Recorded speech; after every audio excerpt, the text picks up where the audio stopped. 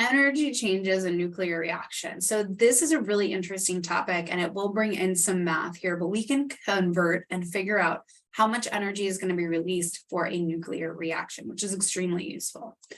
So the energy associated with nuclear reactions, the energy associated is due to the loss of mass, which is converted to energy.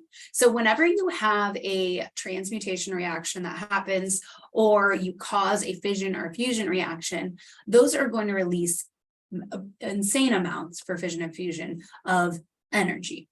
Okay, and that is from, you've probably seen or heard this equation before, E equals mc squared, meaning energy equals the mass that is being converted to energy times the speed of light squared.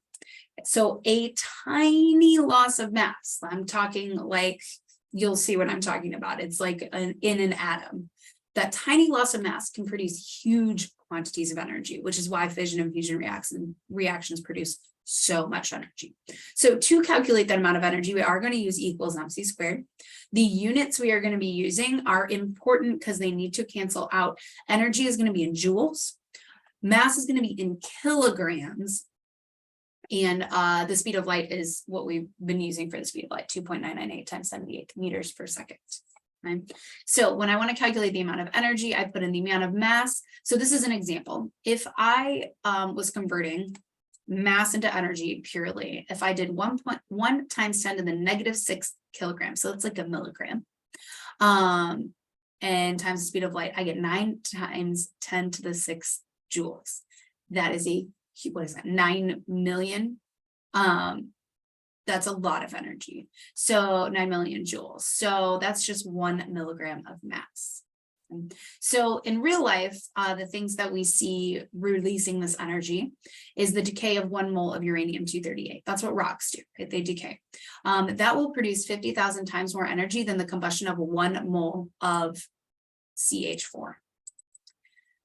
Okay, so what this is saying, this is my, like, we should do nuclear energy. Like, it is insane the amount of energy you can get from the decay of U-238 in comparison to combusting CH4. And U-238 produces 0 carbon emissions. Yes, you have to deal with the stuff that's left over after, but it is not released in the atmosphere, and we do not have all those carbon emissions. So nuclear energy is extremely attractive because of the amount of energy you can get from very, very small amounts of radioactive material. Of mass is based on what we call the nuclear binding energy.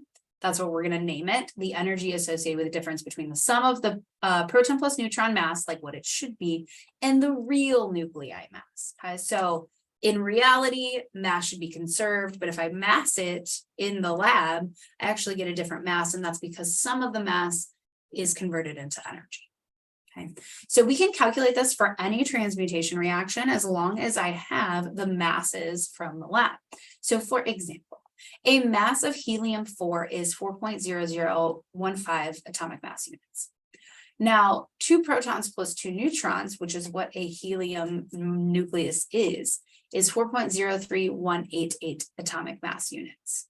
Now, notice 2 protons and 2 neutrons actually weighs more than the helium-1 does in reality. So what happened to that mass? That's called the nuclear binding energy. It's the energy associated with that nucleus actually being put together. So to calculate these, we did this, I'm just giving names to it. We found the mass difference. What that's called is the mass defect. Okay, so the difference between what you made and what the actual particles weigh is the difference between the sum of the protons and neutron masses and the actual nuclei mass. It's just the difference. So we call it delta M, change in mass. And so for helium, I subtracted these two, so what it should weigh versus what it does weigh, and the mass defect is 0.03038 atomic mass units. A lot of the time we also calculate it not just in joules, but in mega electron volts. So 0.03038 atomic mass units, that was our mass defect. Instead of plugging it into E equals mc squared, we can figure it out in the electron volt. So I would go 1 atomic mass unit is, this is a conversion that I would give you, you do not have to memorize, 931.49 mega electron volts. So it's 28.30 mega electron volts. It's just another way to measure energy. So sometimes we will have joules per nucleon or kilojoules per nucleon or something, or sometimes I will ask you to put it into this unit. Okay, so example number 8 would be a good one for you to try by yourself, think it through, give it a shot. So I would pause here. And I'm going to talk through it. So I've got calculate the binding energy per nucleon. So I do want you to divide it by the number of nucleons for the chlorine 37 isotope. Okay, so Cl37.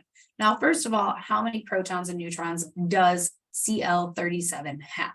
Well, chlorine is number 17, so it's got 17 protons. And if its mass is 37, that means it has 20 neutrons. Okay? So I gave you the mass of the actual chlorine 37 nucleus is this. Now, what should it weigh? Well, if it has 17 protons, I did 17 times the mass of a proton, which gives me this number.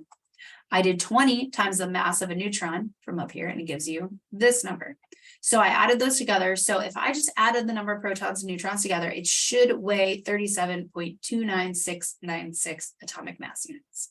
But in reality, it weighs this much. So the mass defect is the difference between those two. It is 0.340384 atomic mass units. Now I asked for it in binding energy per nucleon, so I'm going to take the easy route and just put it in the MeV. So this one atomic mass unit has this much energy, 317.064 mega electron volts. Now I want it per nucleon. So how many nucleons are in there? There are 17 protons and 20 neutrons. So it's just the mass number. So I divided it by 37, and this is my final answer. You do need to watch your significant figures. This is like the one time that your significant figures are not going to be around 3. We have a lot more significant figures because these masses have to be very, very specific. Okay, so like when I added these up here, I kept 4 decimal places. And then here, this also should have 1, 2, 3, oh no, 5. I kept 5 decimal places.